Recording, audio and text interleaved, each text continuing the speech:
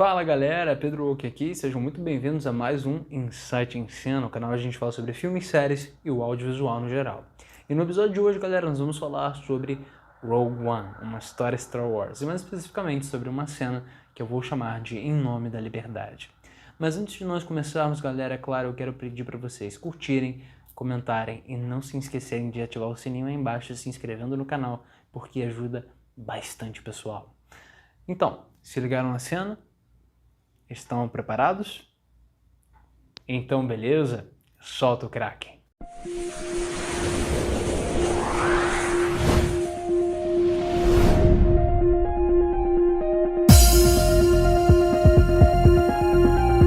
Então, galera, eu queria falar com vocês sobre o Oscar, mas eu não é exatamente sobre o tapa que o Will Smith deu no Chris Rock, porque aparentemente é isso que a maior parte das pessoas se ligou mais dessa cerimônia.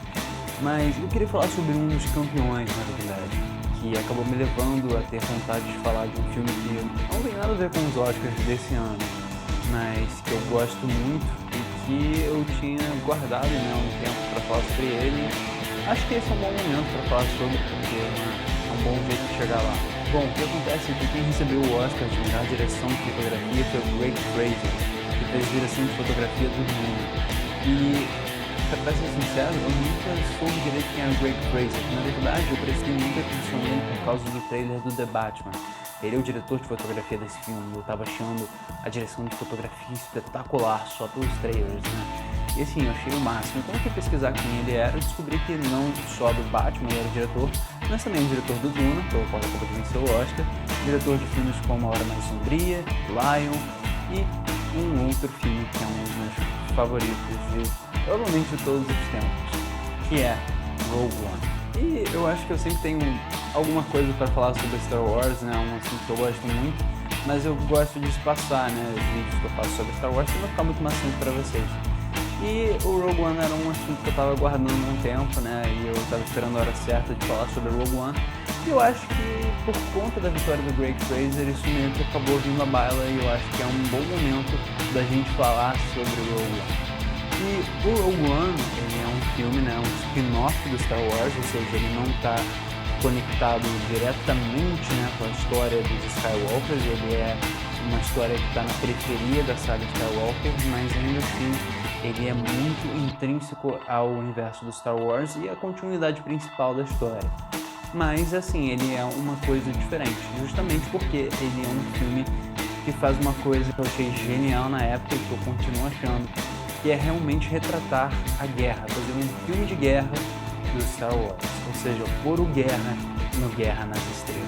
E eu acho muito legal como o roteiro, em conjunto com a direção e a direção de fotografia, fazem um trabalho incrível em atingir esse objetivo, né? Fazer um filme de guerra do Star Wars, né? Um filme que realmente seja focado no conflito, nessa guerra, porque é uma coisa que a gente vê em todos os filmes. O título da saga é Guerra nas Estrelas, então a gente sempre está vendo uma guerra, mas ao mesmo tempo não é a realidade de uma guerra. Normalmente a gente está focado no conflito dramático, estilo operístico, né, dos Skywalkers, e muito mais às vezes o interesse está no conflito entre os Jedi e os Sith, e essa guerra é o pano de fundo para esse desenrolar da história, né?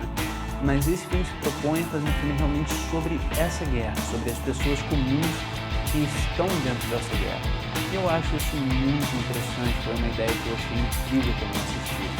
E eu queria falar um pouco sobre isso, né? Sobre como fazer um filme de guerra em um universo fantasioso, sci-fi, pode funcionar. Uma coisa muito legal que o Gareth Edwards, que é o diretor desse filme, falou é que foi propor para o Lucasfilm fazer esse filme, né? Eles se perguntaram, legal, mas qual é o diferencial desse filme, né? O que ele tem de tão diferente do resto do Star Wars? Ainda sendo Star Wars, né, mas por que ele é diferente? E ele disse que, na verdade, a equipe dele, né, e ele pegaram várias fotos de conflitos reais da Segunda Guerra Mundial, de conflitos no Oriente Médio, e acabaram, na verdade, photoshopando, né, os capacetes dos rebeldes, né, e eu acredito que também de imperiais, né, Stormtroopers, nessas fotos de verdade, de soldados reais. São fotos de guerras que realmente ocorreram, né? E aparentemente a mistura funcionou muito, e eu acredito que tenha funcionado, porque a gente vê esse resultado no tempo. O Craig Fraser ele também conta como né, em conjunto com o Gareth Edwards, eles prepararam tomadas que remetessem a filmes de guerra. Star Wars é fantástico, né? Mas a gente pode muito pensar, né? Uma crítica que é aceitável é que quando a gente está assistindo ao Nova Esperança, até o Retorno do Jedi, né? Eu acho que isso muda um pouco de figura quando a gente chega na época dos prequels. Mas na trilogia original as coisas são muito né, binárias, é muito o bem e o mal. O que era a intenção, realmente, essa era a intenção da história. Não é de nenhuma forma um erro, é apenas como as coisas eram. Mas com o tempo eu acho que houve um interesse em tornar as coisas mais complexas no universo do Star Wars, né? E com isso, quando a gente mergulha no universo da guerra, ele tem que refletir essa complexidade, né? Assim como a história do Jedi e do Sith fica mais complexa com os prequels, eu acho que as histórias dos clones, daqueles que estão do lado tanto da futura rebelião, né, e tanto do futuro império, também tem que se tornar mais interessantes e mais complexos. É muito difícil você ter guerras que não são baseadas em interesses, então a gente nem sempre tem um lado que é simplesmente 100% bonzinho e extremamente correto, né, em tudo que eles fazem. E no caso do Império, né, o Império, é claro, é uma força fascista, não há muito o que se desconstruir aí, mas eu acho que eles desconstroem sim a ideia de que o Império é uma coisa extremamente sólida, né? Quando a gente vê a trilogia original, o Império parece ser uma força extremamente operacional, eles estão todos nas posições corretas, eles são extremamente organizados, né? Isso é até uma coisa que se critica depois nas trilogias vindouras, né? Pessoas querem que o Império volte porque o Império era organizado enquanto né, a República era extremamente desorganizada, né? Mas eu acho legal que o Rogue One ele coloca né, a gente dentro do Império através do Galen Erso, né, que é o pai da Jean, a protagonista, mas também através do General Krennic. E o legal é que o General Krennic ele representa tudo isso, sabe? Ele é um cara que é bem ambicioso, tem grandes planos, mas ele não é exatamente muito bem organizado, ele não consegue colocar né, as suas ideias em prática totalmente sem cometer alguns deslizes, alguns erros. E também muitos do Império roubam os créditos dele, né? O Tarkin é alguém que toma a Estrela da Morte como se ela fosse um êxito dele, quando na verdade seria do Galen Erso, né? Na verdade, mas seria muito bem, o caso seria do Krennic. Mas não, isso é tomado dele. E o próprio Galen né, é um traidor dentro do Império. Então a gente tem figuras que não são tão centralizadas ou não estão tanto no controle, tão organizadas quanto elas gostariam de passar para a galáxia, né? Isso mostra a mentira que há dentro dessa ideia de que você tem uma força imperialista ali, uma força opressora, de que tudo funciona como deveria. Não, é tudo só apenas mais maquiado, mais facilmente mascarado. Mas dentro ainda há tantas falhas quanto você tem no outro tipo de sistema. E isso fica evidente justamente com essas figuras do Império que a gente passa mais tempo, que a gente conhece no Rogue One. Mas o desenvolvimento mais legal nisso, pra mim, no filme, é justamente com a República, né? Justamente porque a República a gente tem mais a desconstruir. Com os rebeldes a gente tem coisas a desconstruir. Os rebeldes são os nossos heróis, né? O Luke é um rebelde, o Han Solo virou um rebelde, a Leia sempre foi uma princesa que foi dos rebeldes, se tornou uma general rebelde. Então a gente tem muito apreço por eles, né? A gente vê eles como os mocinhos. Mas geralmente não é isso que acontece na guerra, né? Eu acho que esse filme mostra muito bem como, na verdade, muitas vezes pessoas em guerra são forçadas a fazer coisas que elas não se orgulham, que elas não querem fazer, né? E às vezes muitas vezes você tem pessoas ali que sacrificam os seus princípios para poderem continuar com a missão, né? E o que isso diz sobre elas? Que é uma coisa muito complexa, é uma coisa que a gente não espera no Star Wars, né? Porque a gente sempre pensa no Star Wars como os mocinhos e os vilões. E quando os mocinhos fazem coisas que vilões fazem, o que acontece então? E quando a gente adiciona e pensa que eles fazem isso por uma causa, isso é o bastante para perdoá-los, isso é o bastante para eles se perdoarem, né? Essas são as questões que são colocadas em frente. Eu acho que tem duas cenas excelentes para isso, que é quando a Jean confronta né, o Cassian Andor, o Capitão Cassian Andor, que inclusive vai ganhar sua série solo em breve, né? Mas o Cassian fala para Jean, né, justamente que, olha, de repente essa guerra é real para você, né? Mas essa guerra é real para mim desde os 6 anos. Eu fiz coisas que não me deixam dormir bem à noite. E eu fiz em nome da causa. E aí ele tem que seguir com a consciência dele suja fazendo essas coisas, né? E isso começa a impor uma pergunta interessante, né? Que é até que ponto você pode realizar essas coisas sem comprometer quem você é verdadeiramente, né? Sem comprometer as suas morais. A gente vê que uma dessas pessoas que acaba se deixando levar muito quebrada pela questão da guerra é o próprio Sol Guerreira. A gente vê que ele é um cara que está disposto a torturar, que ele está disposto a fazer diversas coisas em nome de conseguir, né, essa causa. E a gente tem um conflito muito interessante sempre com a Jean, que é uma pessoa que está de fora desse sistema, que é muito quebrada pela guerra, mas também já não acredita em nada. A Jean é outro extremo, né? Ela é uma pessoa que se tira totalmente da equação, né? Inclusive, quando a sua guerreira falava que você conseguiria aturar, olhar para cima e ver a bandeira do Império reinando suprema sobre a galáxia, e a Jean fala, bom, é fácil, só você não olhar para cima.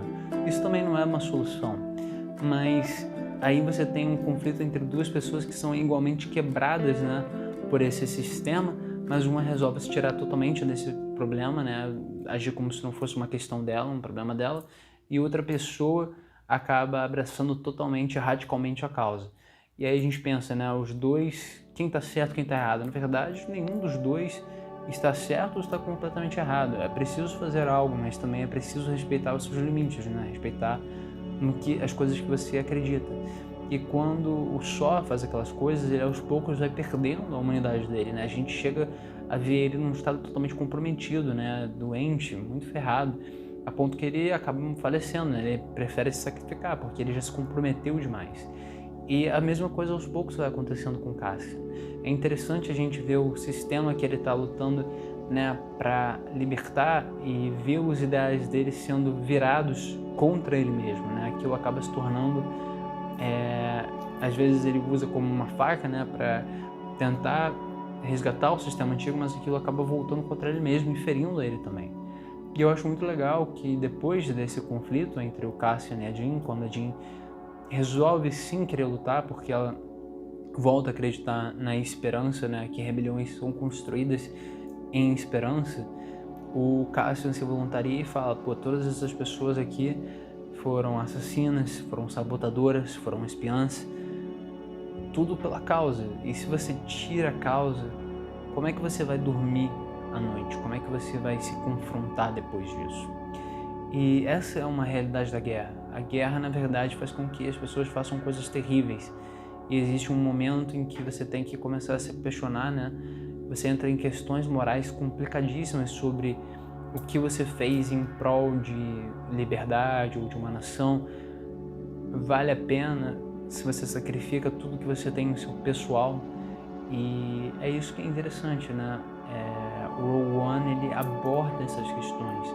Então, quando você utiliza, né, esse tipo de sofisticação dramática, essas questões complexas, junto, né, com essa estética imagética, né, de guerra, né, que você adapta realmente de guerras que a gente está acostumado. Como eu disse, a gente tem essa cena de Jedha que é muito estilo guerras no conflito, muito estilo conflitos no Oriente Médio, Scarif, que é muito estilo Vietnã. A gente utiliza, né, essa mistura de referências com essa sofisticação narrativa e a gente realmente cria uma história sobre guerra, onde talvez não haja um final feliz, né? Todos eles acabam morrendo por aquela causa, todos eles estão muito comprometidos, né? Todos eles fizeram muitas coisas, a ponto que eles se sentem confortáveis em morrer por aquilo, mas na final eles acabam também cultivando a esperança, né? Que leva diretamente aos eventos da Nova Esperança. Então eu acho que o Rogue One, né, é realmente um filme muito maneiro por causa disso, porque ele conta uma história de guerra com morais complexas, né, com uma dúvida ali na moralidade da situação e ao mesmo tempo resgatando essa estética do Star Wars, mantendo aquilo ali presente e vivo, totalmente interconectado com a saga principal. Então é justamente o trabalho do Gareth Edwards, dos roteiristas do filme, e é claro do Greg, que acabou de vencer o Oscar, que Rogue One se tornou, na minha opinião, um dos melhores filmes do Star Wars dos últimos anos.